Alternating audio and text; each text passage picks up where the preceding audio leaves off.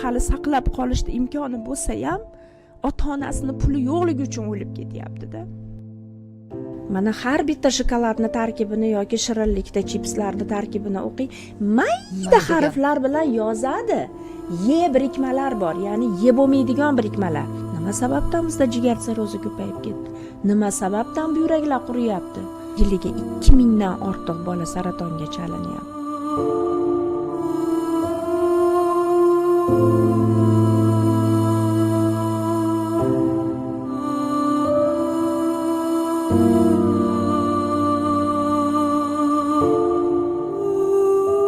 Biz ximiya bilan nafas olyapmiz.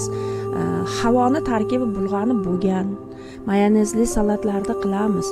Bu masalan xushxo'r bo'lishi mumkin, to'ydirishi mumkin, dasturxoningizni ko'rki bo'lishi mumkin, lekin ulardan qanchalik zararlar keladi? Tiyinlab yig'amiz-da, tiyinlab, bilasizmi? Gadoydan battar bo'lib ketamiz o'sha yashashlari uchun. Qarindoshmas, prosta bola. U bolani ko'rganimda o'zimni bolamni ko'raman. O'nlab postlar qo'yamizda, kelinglar shu hayotini saqlab qolaylik, shu qiz.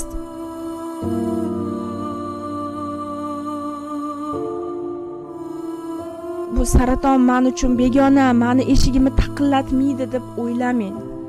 Saraton shunaqa bir rasvo dardki, istagan eshikda bir tepib kirishi mumkin-da. O'shanda siz ham yolg'izlanib qolmang.